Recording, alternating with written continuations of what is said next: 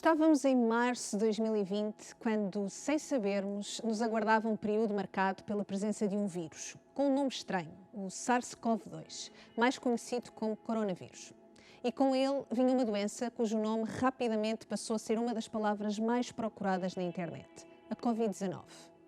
Passado pouco mais de um ano, estamos hoje aqui com a campanha Conversas com Cientistas, décadas de ciência para dias de vacinas.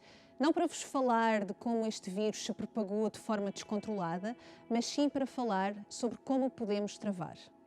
Se olharmos para o que a história nos diz, as vacinas são uma das soluções para controlar epidemias. Por exemplo, outras doenças como a rubéola ou a paralisia infantil estão hoje controladas. E no caso da varíola, a doença foi mesmo erradicada.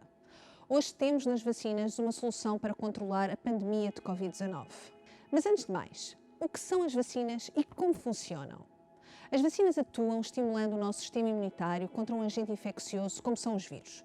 Normalmente, as vacinas contêm partes de um vírus ou um vírus inativado ou enfraquecido, ativando uma resposta por parte do nosso sistema imunitário e levando à produção de anticorpos capazes de neutralizar o vírus. É desta forma que, quando o nosso organismo volta a entrar em contacto com o agente infeccioso, as vacinas conseguem desencadear uma adaptação que torna a defesa do nosso organismo mais eficaz.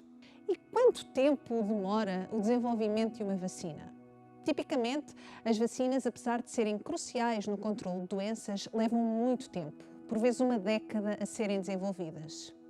Mas então, a pergunta que se impõe é: como foi possível que as vacinas contra a Covid-19 ficassem disponíveis tão rapidamente? Conseguir que estas vacinas fossem disponibilizadas em cerca de um ano e que a sua ação seja segura e eficaz só foi possível graças a um conjunto de razões que nos serão apresentadas pela virologista Maria João Amorim e pelo imunologista Luís Graça. No dia de hoje, 30 de março de 2021, na Europa e em Portugal existem dois tipos de vacinas aprovados contra a Covid-19.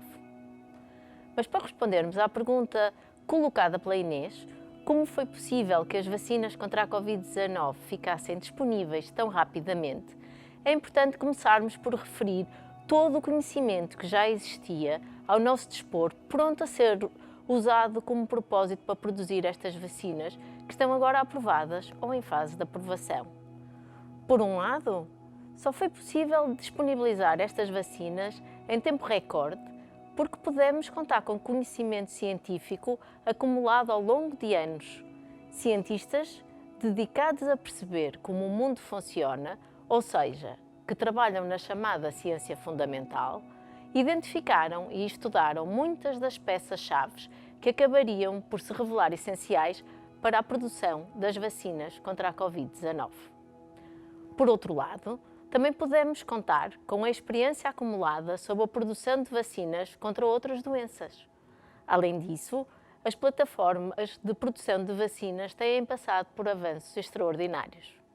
Para percebermos como foi possível desenvolver as vacinas contra a Covid-19 tão rapidamente, sem comprometer a eficácia e a segurança, vamos levá-lo por dentro do labirinto de algumas das descobertas científicas que aconteceram ao longo das últimas décadas da ciência. Mas como qualquer cientista, vamos começar pelas perguntas. A que perguntas precisamos de responder para conseguir produzir uma vacina? Primeira, qual é a parte do vírus capaz de desencadear uma resposta pelo nosso sistema imunitário? Segunda, como é que essa parte do vírus pode ser entregue ao nosso corpo? E terceira, que tecnologias existem para o desenvolvimento das vacinas? No caso do SARS-CoV-2, algumas das respostas a estas perguntas já existiam e é sobre essas que vos vou falar. Uma enorme vantagem que permitiu acelerar a identificação da parte do vírus a usar nas vacinas foi o facto de outros 6 vírus da mesma família do SARS-CoV-2, capazes de infectar humanos, já serem bem conhecidos. Sabíamos que todos têm uma estrutura idêntica, tendo à sua superfície uma proteína com o nome de spike, ou em português espícula, que permite a entrada do vírus nas células e, ao mesmo tempo, produzir a resposta imunitária mais eficaz após a infecção. Estava assim a primeira pergunta respondida, isto é, as vacinas contra a Covid-19 tinham de conter a proteína spike para ensinar o nosso sistema imunitário a defender-se contra o vírus SARS-CoV-2. A maioria das vacinas existentes usa o próprio vírus enfraquecido ou inativado, de forma a não causarem doença e só entregar as proteínas que ativam o nosso sistema imunitário. Mas, e se fosse possível entregar ao nosso corpo apenas a proteína que causa a resposta imunitária, ou seja, no caso do SARS-CoV-2, a própria proteína spike?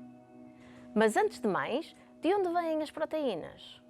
Ora, as proteínas são a base do funcionamento das células, sendo responsáveis por grande parte das reações químicas que nelas ocorrem. Por sua vez, o DNA contém o código genético, ou seja, as instruções de fabrico de todas as proteínas, mas para que estas instruções sejam lidas pela célula, precisam de um intermediário chamado RNA mensageiro, que funciona como uma chave, para que as máquinas que constroem as proteínas em todas as células do nosso corpo as possam ler. Assim, e para responder à segunda pergunta, como fazer chegar a proteína spike ao nosso corpo, existem duas estratégias. Uma é produzir a proteína de forma sintética no laboratório. A outra é dar instruções às nossas células para serem elas a produzir a proteína. E, por fim, ainda há uma terceira possibilidade, que é utilizar um outro vírus incapaz de se multiplicar, mas que serve de máquina de produção e de transporte de proteínas. E assim chegamos à terceira pergunta. Que tecnologias existem para o desenvolvimento das vacinas com base na proteína spike? Neste caso, podemos começar já pela resposta. Existem as seguintes tecnologias: vacinas que utilizam proteínas virais, vacinas que utilizam RNA mensageiro como intermediário e vacinas que utilizam vetores virais, ou seja, vírus como produtores e transportadores de proteínas. Vou passar então a descrever como chegamos a cada uma destas tecnologias. Estão prontos para entrar num labirinto de descobertas científicas que permitem o desenvolvimento de vacinas? As vacinas contra a Covid-19 que se baseiam nesta tecnologia encontram-se atualmente em processo de desenvolvimento. Para este tipo de vacina, é necessário conseguir produzir uma proteína a partir de DNA e depois purificá-la. Em 1972, Berg manipulou cadeias de DNA ao cortar e colar pequenas peças dessas cadeias e criou a primeira molécula de DNA recombinante. Depois disso, foi preciso desenvolver um sistema de produção de proteínas a partir do DNA recombinante. E nada melhor do que recorrer à maquinaria já existente nas células.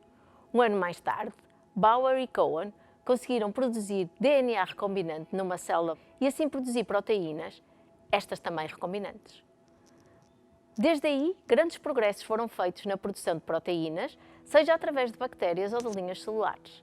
Entre 1986 e 2013, foram aprovadas vacinas contendo proteínas de superfície purificadas do vírus da hepatite B, papiloma vírus humano e vírus da gripe. Só mais recentemente começamos a ouvir falar das vacinas de RNA mensageiro, como são o caso das vacinas da BioNTech Pfizer e da Moderna. A hipótese de desenvolver vacinas com RNA foi formulada em 1989, quando se demonstrou que o RNA mensageiro pode ser introduzido nas células desde que é envolto numa capa ou membrana. Estava assim aberto o caminho para se pôr as nossas células a produzir as proteínas que quiséssemos. No entanto, existia um obstáculo a esta ideia: o facto de nosso sistema imunitário reconhecer e destruir o RNA mensageiro estranho ou externo. Esta dificuldade só foi ultrapassada com a descoberta de como camuflar o RNA mensageiro externo, permitindo escapar à ação do sistema imunitário e à sua destruição. Esta foi uma descoberta da cientista Karikó em 2008. Agora sim, a ideia de usar o RNA mensageiro como uma forma de desenvolver vacinas e outras aplicações clínicas deixava de ser uma hipótese para ser uma possibilidade. Em 2012 era descrita a primeira vacina de RNA mensageiro. Entre 2013 e 2019 fizeram-se ensaios clínicos com a vacina contra várias doenças, como a da raiva ou a gripe das aves. Em 2018, a agência reguladora americana FDA aprovou uma terapia com esta tecnologia para tratar a doença nervosa periférica em pacientes adultas. E mais recentemente, como já todos saberão, foram desenvolvidas, testadas e aprovadas as vacinas da parceria BioNTech Pfizer e da Moderna contra a SARS-CoV-2. As vacinas contra a Covid-19, baseadas em vetores virais, são aquelas em que se utilizam vírus como máquinas que produzem e transportam à sua superfície a proteína spike. Deste grupo fazem parte as vacinas da AstraZeneca e da Janssen. Esta estratégia de desenvolvimento de vacinas teve início em 1953, com a identificação de uma família de vírus chamada adenovírus. 35 anos mais tarde, os adenovírus foram testados em ensaios clínicos e aprovados como produtores e transportadores de proteínas que tratam doenças tão diversas como a fibrose quística ou a degeneração macular, entre outras doenças genéticas. Neste caso, os adenovírus não se multiplicam e também não nos provocam doença, sendo seguros para utilizar em humanos. Entre 2000 e 2016 foram desenvolvidas vacinas adenovirais para o Zika, malária, tuberculose e vários tipos de cancro. Finalmente, em 2020, foi aprovada a vacina adenoviral contra a ébola. E tal como nas vacinas de RNA mensageiro, também a vacina adenoviral contra a Covid-19, neste caso da AstraZeneca e da Janssen, foram aprovadas e estão já a ser aplicadas a nível mundial. Depois desta viagem com a Maria João pelo labirinto de algumas das descobertas científicas que aconteceram nas últimas décadas, sem as quais não teria sido possível chegarmos às vacinas contra a Covid-19, vamos ouvir o que o Luís tem para nos dizer sobre o processo de avaliação da eficácia e segurança destas vacinas. O momento em que a investigação fundamental e os estudos pré-clínicos mostram que temos vacinas potencialmente úteis para combater a pandemia é o início de um longo processo para provar a sua eficácia e segurança, habitualmente designado como desenvolvimento clínico. Apenas uma pequena parte dos medicamentos que parecem promissores passa com sucesso este processo, uma vez que temos que ter garantias muito fortes que os medicamentos são seguros e eficazes. As vacinas contra a Covid-19 passaram pelo processo de validação habitual, embora de um modo mais compacto no tempo. Assim foi possível comprimir em cerca de um ano as 3 fases que demoram habitualmente vários anos. A fase 1 serve para verificar, num pequeno número de pessoas, se o medicamento é seguro, antes de fornecer a um grupo maior, enquanto que a fase 2 permite procurar a dose certa para obter o efeito pretendido. No caso das vacinas, avalia-se se é desencadeada uma resposta imunitária robusta, levando à produção de anticorpos capazes de neutralizar o vírus. No caso das vacinas contra a Covid-19, foi possível combinar as fases 1 e 2. Foi aqui que a segurança para as diferentes doses das vacinas foi verificada e que foi escolhida a dose capaz de desencadear a produção de altas quantidades de anticorpos e que passou a ser aplicada na fase 3. A fase 3 é o primeiro momento em que se testa, em condições reais, a eficácia da vacina na prevenção de formas graves da doença Covid-19. Para tal, é necessário recrutar muitos milhares de voluntários, sendo para isso escolhidas regiões onde ocorrem muitos casos de Covid-19. Metade destes voluntários recebe a vacina e a outra metade recebe o que se designa um placebo, uma substância que se sabe não ter efeito contra a Covid-19. Nesta fase 3, pelo número elevado de pessoas envolvidas, é comum os testes decorrerem simultaneamente em vários países, com uma população com características muito diversas, diferentes idades, etnias distintas ou com algumas doenças comuns na população. Para termos confiança nos resultados, os participantes são escolhidos aleatoriamente para receberem a vacina ou o placebo, e nem eles, nem os médicos envolvidos no estudo sabem o que cada um recebeu. Só no fim do estudo, depois de se identificarem as pessoas que tiveram Covid-19 ou não, é que se verifica se tinham recebido a vacina ou o placebo. Deste modo, ao ser feita a comparação entre o número de pessoas que tiveram Covid-19 e que tenham recebido a vacina, ou que tiveram a doença e tenham recebido o placebo, é que se consegue saber a eficácia da vacina em proteger da doença. Naturalmente, se estivermos a estudar uma vacina para uma doença pouco frequente, temos que esperar muitos meses até haver um número suficiente de pessoas infectadas entre os participantes no ensaio. Como neste momento a Covid-19 é muito frequente, foi possível obter resultados suficientes muito mais rapidamente. Finalmente, estes estudos, com muitos milhares de pessoas, permitem também identificar potenciais efeitos adversos pouco frequentes. Felizmente, nos ensaios de fase 3 das vacinas contra a Covid-19 não foram encontrados efeitos adversos graves. Como os resultados mostraram que as vacinas eram muito eficazes em proteger contra a Covid-19 e seguras, ao não desencadear efeitos adversos graves, a Autoridade Europeia que avalia os medicamentos, chamada EMA, autorizou a sua utilização na União Europeia. Normalmente, a produção de vacinas só começa após a sua autorização.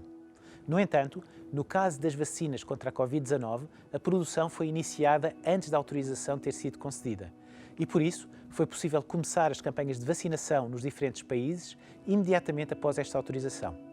Contudo, o processo não termina aqui. A segurança e eficácia das vacinas e de todos os medicamentos continua a ser monitorizada em permanência nos diferentes países, um processo chamado farmacovigilância. Deste modo, temos a garantia de que as vacinas são seguras e são muito eficazes a prevenir a doença Covid-19. Com efeito, nas populações já vacinadas, como os residentes de lares, já foi possível observar uma grande queda do número de casos de doença e de morte por Covid-19. Para terminar, gostaríamos de salientar que foi a colaboração entre cientistas, instituições académicas, indústria farmacêutica e governos um pouco por todo o mundo que tornou possível estarmos hoje aqui a falar das vacinas contra a Covid-19.